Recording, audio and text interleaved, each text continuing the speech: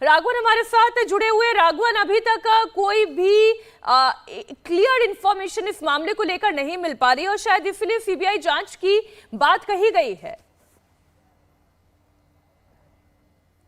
जी देखिए मीनाक्षी, खुद रेल मंत्री ने ये बताया कि जो इलेक्ट्रॉनिक इंटरलॉकिंग सिस्टम है और जो पॉइंटिंग है वो दो एक ऐसे फैक्टर है जिनके साथ किसी तरह की छेड़छाड़ यहाँ पर की गई है। उन्होंने यहाँ तक कहा कि उन लोगों को भी आइडेंटिफाई कर लिया गया है, जिसके बाद हमने देखा कि सोशल मीडिया में एक पर्टिकुलर संप्रदाय के लोगों को लेकर कुछ टिप्पणियां की गई, जिसके बारे में उड़ीसा गवर्नमेंट ने एक बहुत सख्त वार्निंग भी यहाँ पर इशू की है। ये लोग कौन थे, क्या ये मानवीय चूक थी या फिर कोई यहाँ पर कह सकते हैं कि एक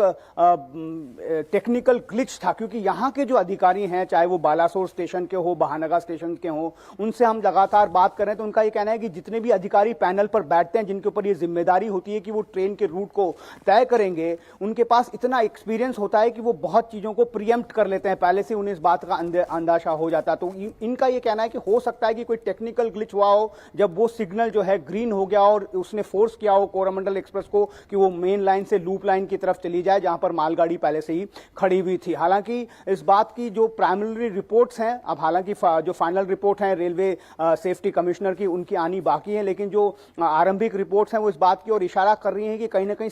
सिग्नलिंग सिस्टम को लेकर जो गड़बड़ी हुई थी उसी वजह से यह हादसा हुआ, कोरोमंडल एक्सप्रेस हादसे का शिकार हुई और बहुत भयावह हादसा यह रहा। तो अब ऐसे में सीबीआई जांच जो है इस बात को सुनिश्चित करेगी कि क्या ये मानवीय भूल थी या फिर उस वक्त कोई टेक्निकल ग्लिच हुआ था, क्योंकि जो सिस्टम है, जैसा हमारे सहयोगी राजेश भी आपको उस पैनल के जरिए समझा रहे थे, वो इतना फुल प्रूफ है मीनाक्षी कि उसमें किसी तरह की छेड़छाड़ करना जो है वो बहुत आसान नहीं लगता है। इसमें देखना होगा कि अब सीबीआई इसको कैसे आगे लेकर जाएगी। हमें ये जानकारी दी गई है कि आज हो सकता है कि सीबीआई की टीम, जहां पर फिलहाल हम मौजूद हैं, यहां पर आए और कुछ चीजों की जो है छानबीन यहां पर शुरू करें। बिल्कुल राघवन, एक बार फिर से आप ये बताएं कि कितनी ट्रेनों की आवाजाही इस रूट पर शुरू हो गई है, कितनी देर में यहां से वंदे भारत ट्रेन गुजरेगी, थोड़ा डिटेल इसके ऊपर।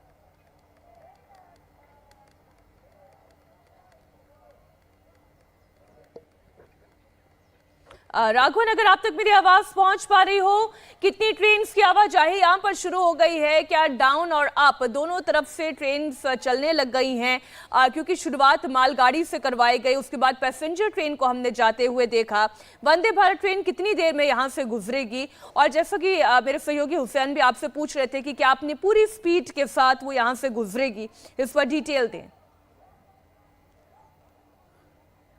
जी देखिए मीनाक्षी, जो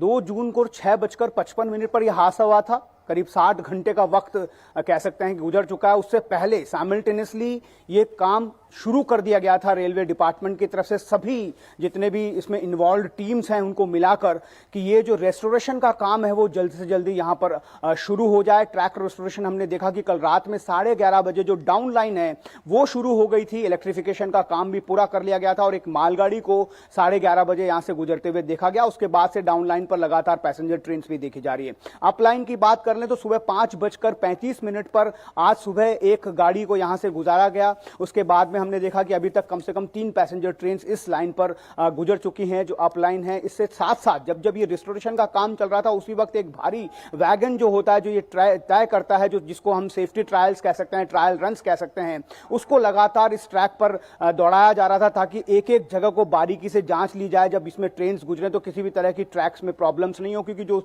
स्लीपर्स होते हैं, क्लिपिंग्स होती हैं, ट्रैक्स होते हैं, वो बहुत ही ज्यादा माइन्यूट काम है और उसको सुनिश्चित करना और इतने फास्ट पेस में करना, यही इस बात की चर्चा हो रही है कि इतनी जल्दी ये सब मुमकिन हो पाएगा। इस बात की संभावना जिस दिन यहां पर